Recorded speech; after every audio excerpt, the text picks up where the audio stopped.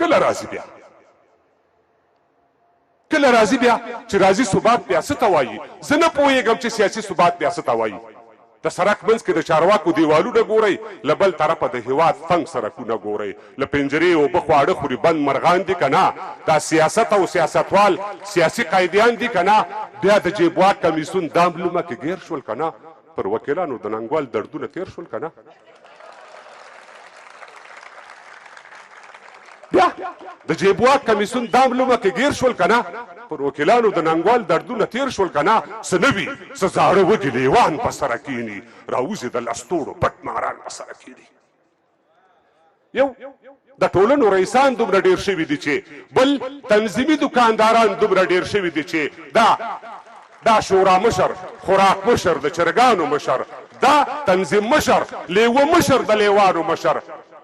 دا تا په ما او ما په بل چا پسې تړلی دی ځان دلته هر چا په یوه چا پسې تړلی دی ځان دا تا په ما او ما په بل چا پسې تړلی دی ځان دلته هر چا په یوه چا پسې تړلی دی ځان حیران پاتې زه دې خلکو ته حق پات یم څه پردي وو څه له خپل پښتون نه سپک یم زه د ورک پښتانه غږ یې ملا ورک یم هغه اوس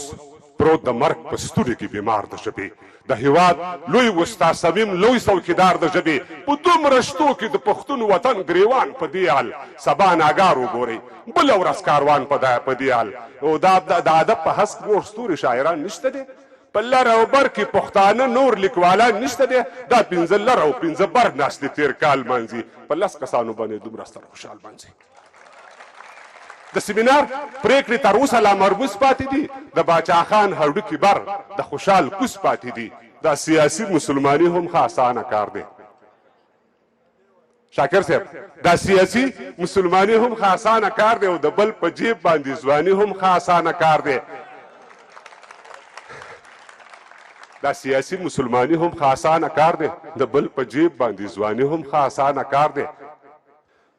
دا سیاسي مسلماني هم ښه اسانه کار دی د بل په جیب باندې ځواني هم ښه اسانه کار دی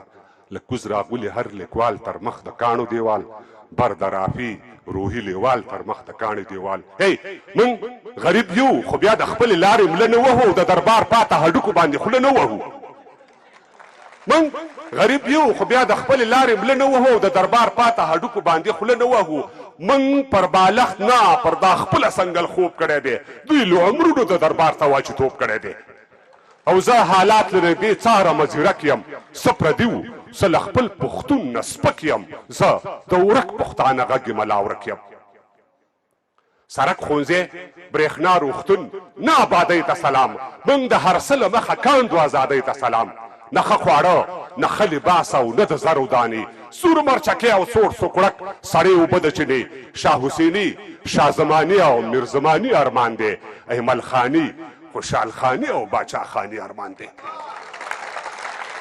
شاه حسیني شاه زماني او میر زماني ارمان دی ایمل خاني خوشحال خاني او باچا خاني ارمان دی سر په ولو باندې بار تر سلو کالو آخر اور واخلی چنار تر سلو کالو بیا دا نالحق او د سرور ناری وخت کاری ماته د منصور او د منظور ناری وخت کاری دا غنی هغه غنی